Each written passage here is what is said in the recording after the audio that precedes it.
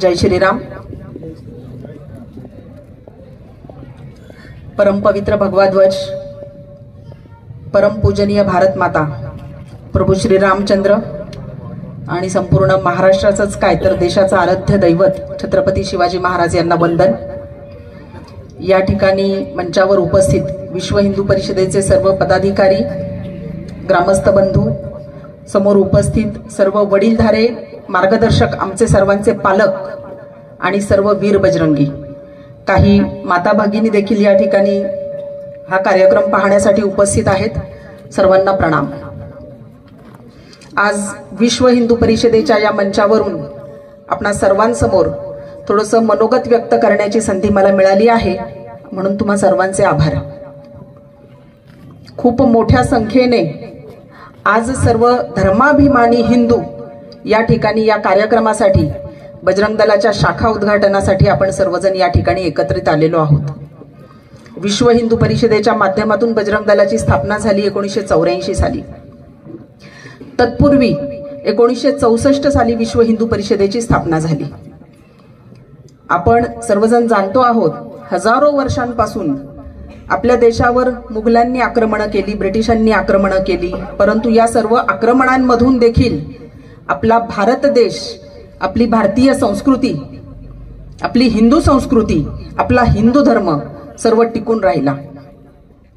1947 साली भारत देश स्वतंत्र झाला, परंतु देश स्वतंत्र झाल्यानंतर देखील आपल्या हिंदूंवर जे काही आघात पूर्वी होत होते ते आघात त्यानंतरही होतच होते। देश स्वतंत्र झाला त्यावेळी पहिला आघात आपल्या हिंदूंच्या मनावर झाला, हिंदूंच्या अस्मितेवर झाला, तो म्हणजे देशाची फाळणी झाली।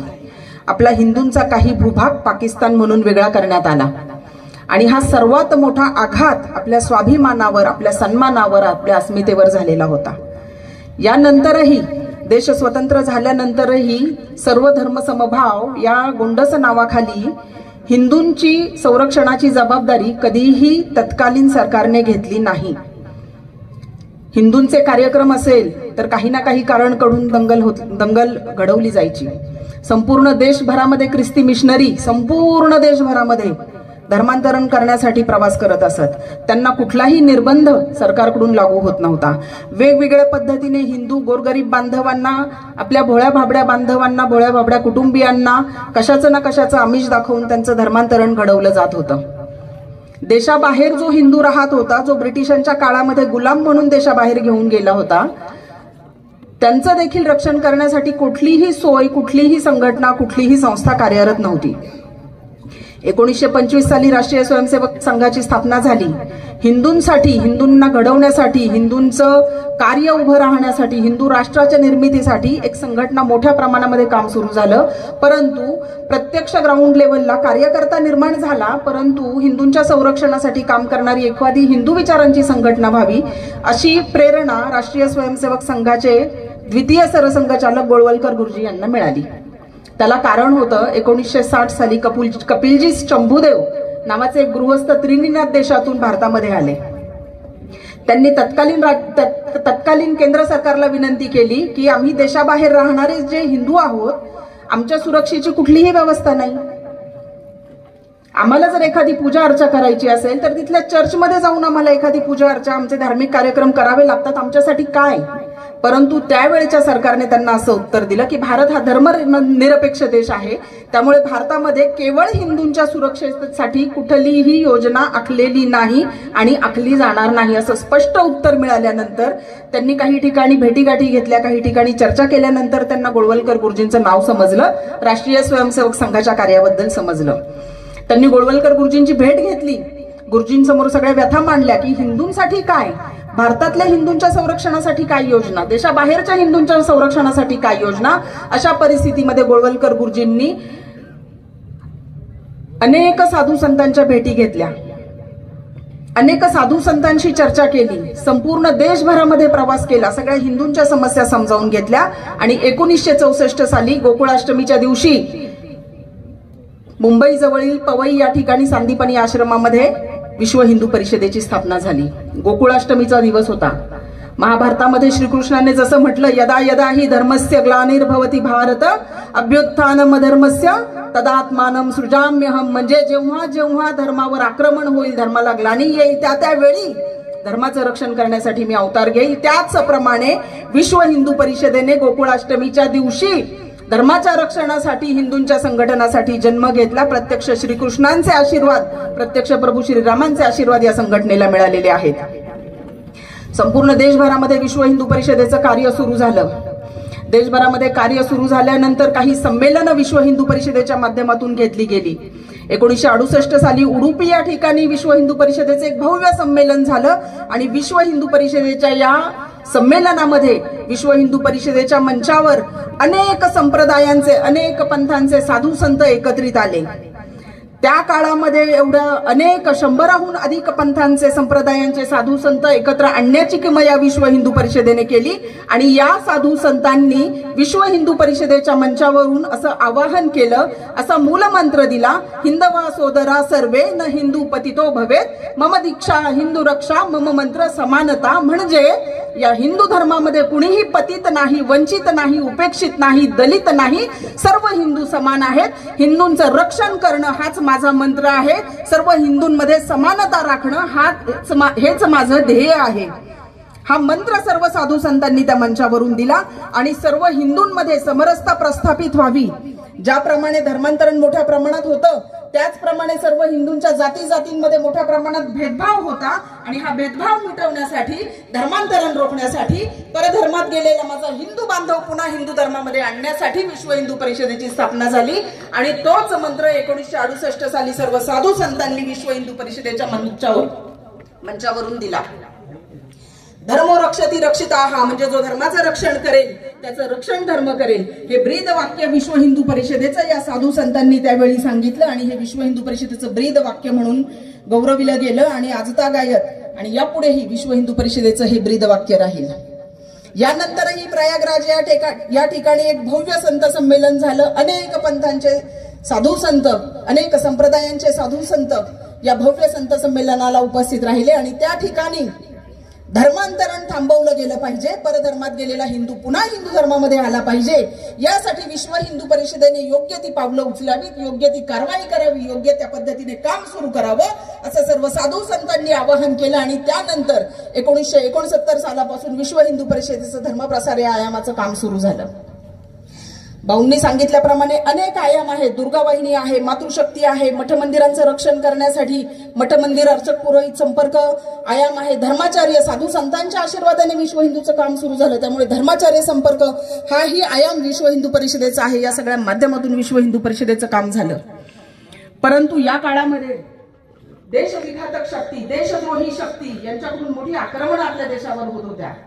आर्थिक विषय खूप मोठ्या प्रमाणामध्ये देशात पेरले जात होते. पैशाची मदत विद्रोही लोकांना केली जात होती आणि या पैशाच्या आर्थिक जोराच्या बळावरच अनेक विद्रोही, देशद्रोही शक्तींनी देशामध्ये अराजकता माजवायला सुरुवात केली होती. आणि देशामध्ये धार्मिक असुरक्षितता, राष्ट्रीय असुरक्षिततेचं वातावरण निर्माण झालं. परंतु देशातला तरुण युवक जो छत्रपती शिवाजी महाराजांना आपलं दैवत मानतो, जो प्रभू श्री रामचंद्रांना आपलं दैवत मानतो, जो छत्रपती संभाजी महाराजांना आपलं दैवत मानतो, तो तरुण गप्प कसा राहणार होता?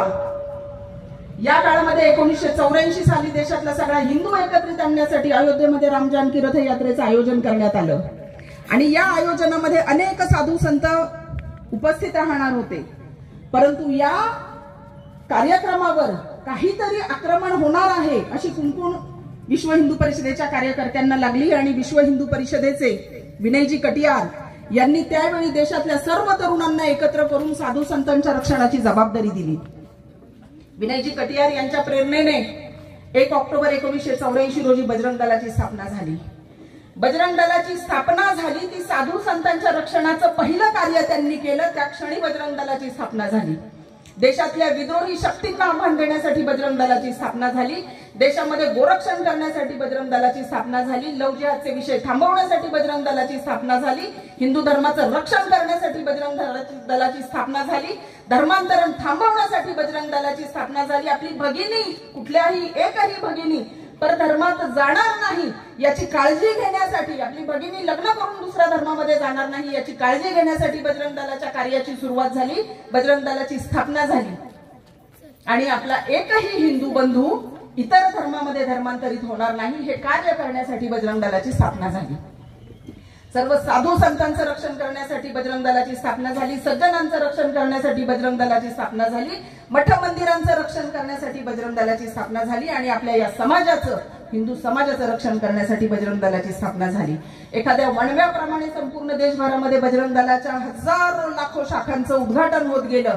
जसं मोठ्या प्रमाणामध्ये आज आपण या ठिकाणी उपस्थित आहात. मागच्या 40 वर्षांच्या काळामध्ये लाखो ठिकाणी बजरंग दलाचं काम मोठ्या जोमाने सुरू आहे. प्रभू श्री रामचंद्र, छत्रपती शिवाजी महाराज, महाराणा प्रताप, छत्रपती संभाजी महाराज, समर्थ रामदास स्वामी यांची पुण्याई कामी आली आणि बजरंग दलाचं काम मोठ्या प्रमाणामध्ये सुरू झालं. धर्मांतरणाची समस्या फार मोठी आहे. लवजिहादची समस्या फार मोठी आहे. गोहत्येची समस्या फार मोठ्या प्रमाणात आपल्या सगळ्यांसमोर आहे. हिंदूंमध्ये जाती जातींमध्ये भेद पाडण्यासाठी कम्युनिस्ट ज्या पद्धतीने शाहू फुले आंबेडकरांचं नाव घेऊन आपल्या समोर जाती जातींमध्ये भेद पाडला जातो, संविधानाचं नाव समोर घेऊन ज्याप्रमाणे जाती जातींमध्ये आपल्यामध्ये भेद समोर निर्माण केला जातो, असे मोठे देशाचे हितशत्रू आपल्या समोर उभे आहेत. परंतु बजरंग दलाची ही ताकद आहे की आव्हानाला आम्ही प्रति आव्हान करू, आरेला आम्ही कार्य करू, परंतु आम्ही आमच्या हिंदू धर्माचं रक्षण करणार. ही ताकद बजरंग दलामध्ये आहे. ही ताकद तुमच्या सर्वांमध्ये आहे. आपल्या गावाचं रक्षण करण्याची ताकद तुमच्या सर्वांमध्ये आहे. आपल्या भगिनींचं रक्षण करण्याची ताकद तुमच्या सर्वांमध्ये आहे. आपल्या धर्माचं, आपल्या राष्ट्राचं, आपल्या मंदिरांचं, आपल्या देवदेवतांचं रक्षण करण्याची ताकद तुमच्यामध्ये आहे. आज कुणीही येतं आणि कोणत्याही मंचावर आपल्या देवदेवतांचा अपमान करतं. आज कुणीही येतं आणि कुठल्याही मंचावर आपल्या हिंदू परंपरांचा, आपल्या हिंदू अस्मितांचा अपमान करून जातं. परंतु हा अपमान यापुढे कधीही बजरंग दल खपवून घेणार नाही. ही प्रतिज्ञा आपण आज या ठिकाणी केली पाहिजे.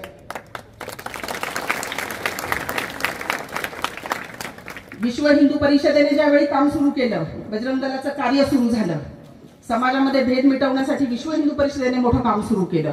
आणि त्याचं सगळ्यात मोठं उदाहरण म्हणजे ज्यावेळी राम जन्मभूमीचा विषय सुरू झाला, राम जन्मभूमी मुक्तीचं आंदोलन विश्व हिंदू परिषदेने हाती घेतलं. 1989 साली शिलापूजनाचे भव्य कार्यक्रम संपूर्ण देशभरामध्ये झाले.